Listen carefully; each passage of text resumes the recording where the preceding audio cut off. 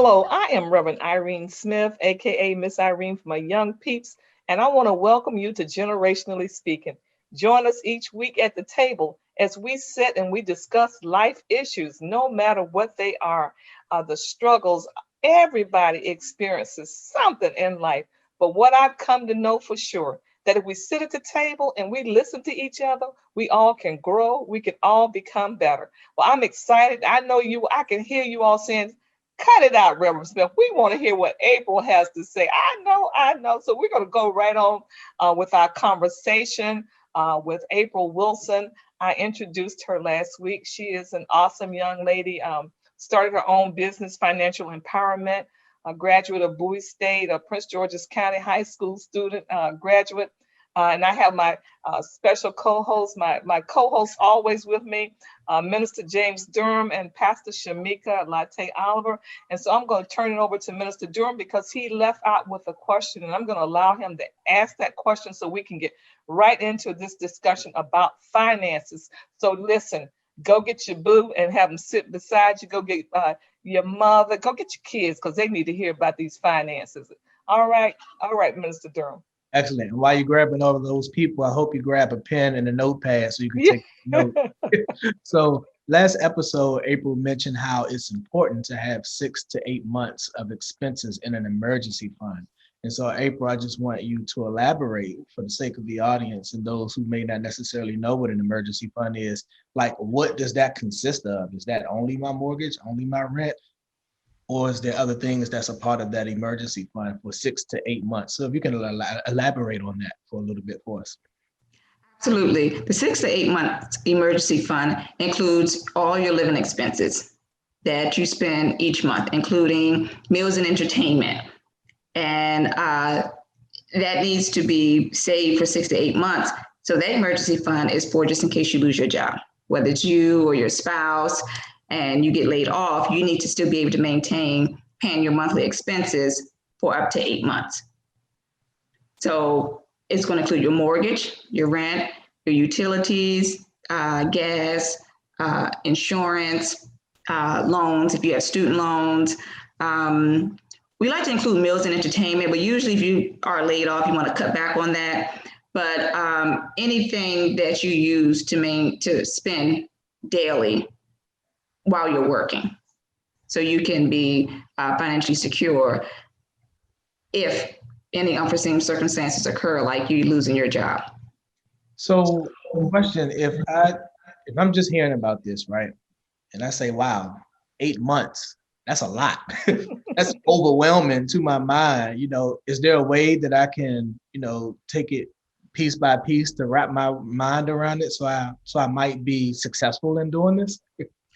Sure. I suggest every time you get paid, you should have a budget that you're maintaining, and you should be able to put some money aside every time you get paid, and that will go towards your emergency fund until you reach your goal of 6 to 8 months of expenses.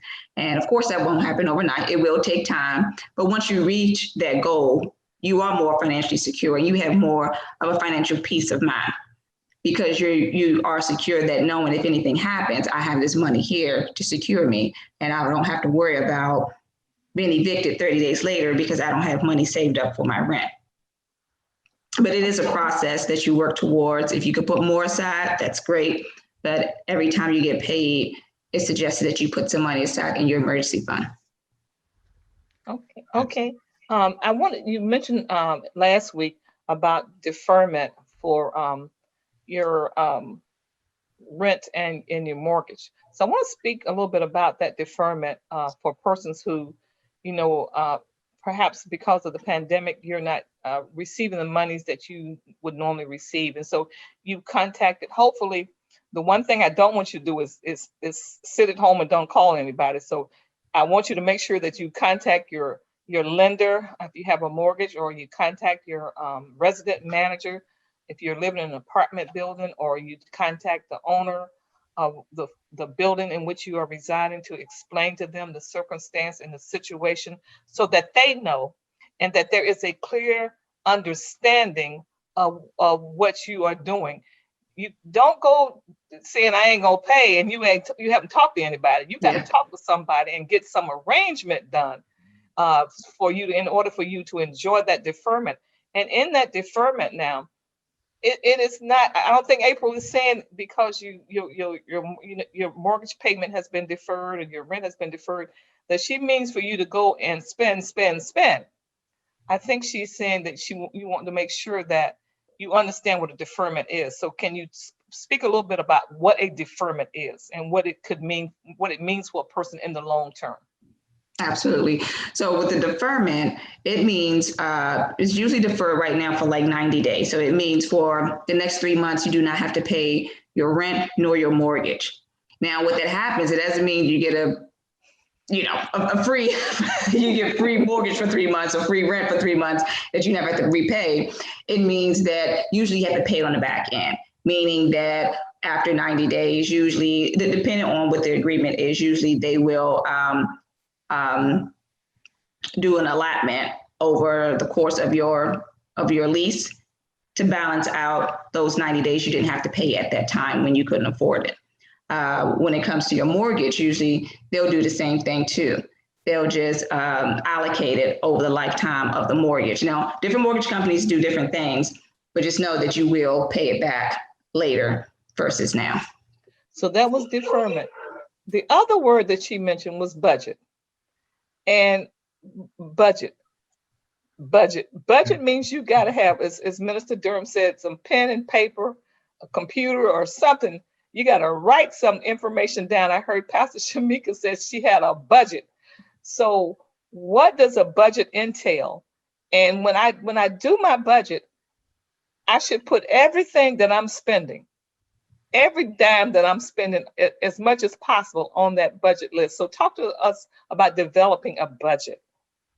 Absolutely. When developing your budget, you do have to be honest. You have to list all your income and you have to list everything that you're spending because you need to be honest about how much you can save, where your money is going. Because sometimes people don't realize how much money they're spending in certain areas because they can just carelessly wipe out their debit card and not realize, oh, wow, I spent a lot of money on going out to eat this week. So you want to list all your income for that month. Some people, they have a budget for biweekly every time they get paid, which is fine too. So list all your income and list all your expenses.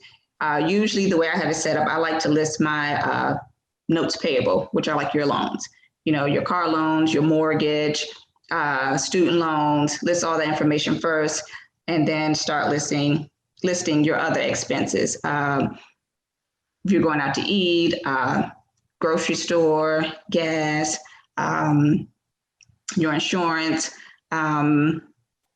anything that you may spend your money on. And so April, we developed this budget, and what we found out is that my budget is bigger than what I'm bringing in. What do I do? At that point, now you have to eliminate some expenses. Now you know you're already overspending. You can't argue that you're spending too much money. So usually that's what people realize. They realize that they're spending too much, and now you have to start cutting back, and you have to find out what are the priorities. What do you have to spend money on? Of course, food. You have to eat. So you need gas in your car to get to and from work. You need to pay for your transportation. But then it gets to mostly what I see is the meals and entertainment. People think they have to go out to lunch every day, and they don't have to. Like, how else am I going to eat? I'm like, oh, well, pack your lunch, So it's like adjustments that you do have to make. You don't have to start packing your lunch, versus spending $15 a day going out to eat. And then you start seeing that, oh, I do have more money to save. Like how we talked about the hair and the nails. You may not be able to get your nails done every 2 weeks. DIY, you may have to start, polishing your own nails and, buying you a mani and pedi kit from the store. And usually it works out just fine. It's just that people have to be willing to want to make adjustments to save money. Okay, Minister Durham, you had a question? Yes, in the budget, April, are there any items that you would say that should be prioritized? And then also, is it important to have goals to go along with your budget that might help shape your budget? Absolutely. You want to prioritize the necessities. What do you need to pay? You need to pay your loans back. You need to, you have to pay for food. Those are the important things that you need to have. and eliminate the things that you don't need to spend money on to survive. Then you do want to have goals set up for yourself, small goals that you can achieve, hopefully every month or maybe every other month. If you were starting at a point where I couldn't save any money, I was in a negative every 2 weeks. And then you start saying, well, I'm going to cut back on going out to eat. You can't stop cold turkey, spending money on lunch every day, but you may say, as opposed to going out to lunch 5 days a week, let me start with just going 3 days a week. And then next week, break it down to 2 days a week, and maybe just 1 day a week to treat yourself. And then you'll start seeing that you're reaching these small goals where now you are able to save money, put that money in your emergency fund. And as you move forward, once you enjoy seeing your savings account grow, you may be willing to make other adjustments. I definitely have a question. I guess I'm thinking about those who really don't know how to actually do this process. If they haven't already developed the skills of saving, so they don't really know what it looks like. Do you ever talk to them about, well, like, hey, you can get these specific type of things? Do you work with them on Monday, Tuesday, and Wednesday? You make the sandwich. And along with the sandwich, I know it sounds kind of tedious, but I don't know if people ever come to you that way. Like, because when you're not trained in that area to even think that way, you really don't know how to manage it in a way. Do you have a system maybe that you set up and say, hey, I'm going to create this budget, what this budget or this investment back into yourself look like? Tell me some things that you like. Tell me some things that you have to have, and I'll help you modify this. So now that you have some goals and different things like that in place. Well, absolutely. Especially once I look at their budget and I see they spend a lot of money on dining out, I know it's not a necessity. So what I'll do now, suggest that every time you get paid, how about you have $50 go to your savings account? Because I know if the $50 go to your savings account, you're not going to miss it on meals and entertainment. That should reduce you not spending on meals and entertainment. So I'll suggest things like that. I do get some people who say, well, I have to see all my money. I can't have anything deducted out to go to savings account. And then that's where we do break it down and just really trying to find areas where they can save. And then they will have to be disciplined and hold themselves accountable to move that money aside to their savings account on their own. So we have companies now offer the 401k. What do you say to persons who are working and they have these 401ks when they're matching? Or what do you say to, I was surprised I dealt with a young man and he was not contributing in a manner that he should, when it came to his retirement, he just was not contributing to that money. He thought that he needed that money in his pocket now. Well, it's always great to put in the money that your company is matching, because it's like giving away free money. If your company is matching 5%, you want to put in 5%, and then you end up having 10% in there. They want to match up to 5% of what you put in there, because you don't want free money just to walk away. That's part of your benefits of being an employee there. And saying that I just can't save, I don't think I've ever seen anybody who could not save. It's just what they think is important. And once you sit them down and say, you can make adjustments so you can save that 5%, or let's start off at 2% and then work our way up to 5% so you can be more comfortable with your budget. I think it's just reevaluating what you're spending your money on. In some situations, some people really do just need to find a part-time job or try to find another job to make more money. I have seen some situations like that, but mostly it's just the individual being committed to making adjustments so they can save. We live in a time now, April, where one time people were more likely to work for someone else. But now we have people who are independent contractors who work for themselves. So what do they do in order to make sure that they have some retirement plan for themselves as an independent contractor? As an independent contractor, you can open up your own IRA. They have investment companies like E-Trade. That's where I use E-Trade, Fidelity. You can use them and open up your own IRA account. They have mutual funds, ETFs, if you don't want to manage it yourself, where you can put money into those funds and get a good return. It's always best to do your research on your own, since now you don't have your company managing it for you. So it's always great to do your own research, but there are investment companies where you can open up your own IRA. Yeah, I think that's, go ahead, Mr. Durham. So just jumping on that, two things, and it's two separate. So one, I want you to go back and talk about IRA and also a Roth IRA. What's the difference? Mm-hmm. And then for the person who hear stocks, bonds, mutual funds, REITs and ETFs and all of that, like, I don't make the money to do that. I'm not rich, so that's not for me. Is that a false way of thinking, or is that an actual, is that reality? Well, as far as the IRA, yeah, that is a false way of thinking, because usually with the IRAs, if you do choose to open up a mutual fund or you choose an ETF, a lot of times what happens is you have to put in a certain amount of money. ETFs usually at least $1,000. Mutual funds usually are between $3,000 to $5,000 that you have to start off with. So it just depends on which is best for your budget. I don't think it's impossible, but as long as you have that initial deposit that you put in there, you're able to invest your money into those funds. With the IRA, IRAs, you have different funds that you can choose too, unless you're pulling in individual stocks. Some people like to have their retirement into individual stocks, but then you have to manage it more. If you put it into ETF or mutual fund, you pay a low expense cost to have somebody else to manage it, but you don't have to look at it every day and, buy different stock options on your own. One question though, when you say ETF, what is that? That's the exchange traded funds. Okay. So it's very similar to a mutual fund. The difference with the mutual fund is that the mutual fund, it's more professionally managed. So it's more professionally managed and you're going to pay a higher expense cost. The ETFs, it's not professionally managed because they're mostly going utilizing the NASDAQ, the index fund. And so those expense ratios are lower. So to the person who listens to you, April, and they say, okay, well, I'm going to do this investment thing, and I get myself an investment account, and I got the app on my phone, and I can look at it. So now I'm watching it every day. Oh, it's up. Oh, I'm happy. Oh, it's down. Oh, Lord. Oh, I'm a sale. It's down 10 points. So what do you say to that person?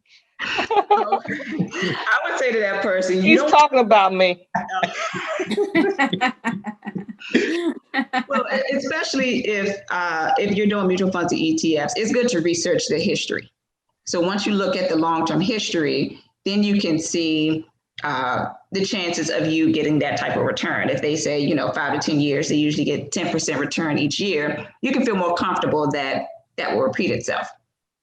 However, like the individual stocks, that will put you in panic mode all the time. You'll check it every day. Every day you'll check it, because then you have to manage it yourself.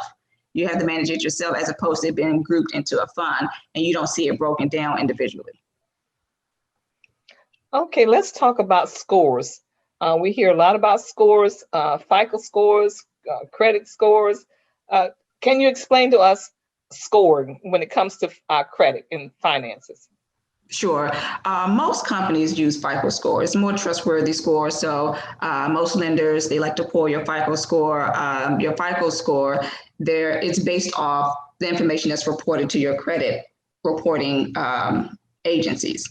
So they'll use that information and they'll come up with a credit score, which will allow the banks to either approve you for a checking account, savings account, mortgages, loans. And with those credit scores, it's very important to maintain a good credit score, because you never know when you may need to take out a car loan, take out a personal loan, or when you're ready to buy a home or to rent. So it's good to try to maintain a good credit score at all times. So how do you begin to, first of all, the range of credit credit scores may start as low as 300 and go up to maybe 800. So talk a little bit about that range and what it actually means in terms of for the individual.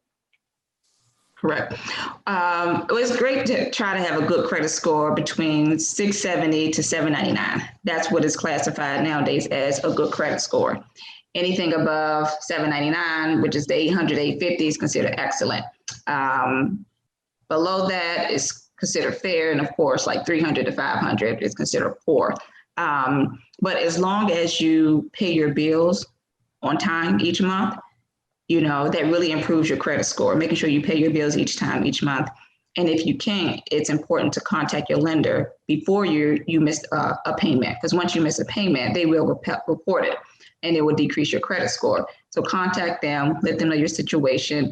Sometimes they'll help you, and either they can lower the minimum payment, or they can defer it without reporting your late payments to the reporting agency, the credit reporting agency, so it won't count against you. But I always suggest reaching out to your lender and talking to them, because a lot of them will work with you for a few months. I definitely have a question.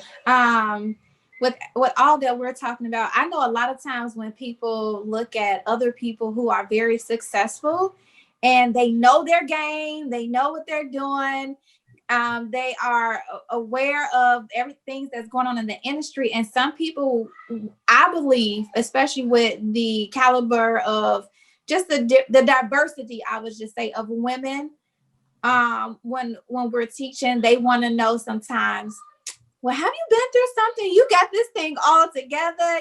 Your money must be good, girl.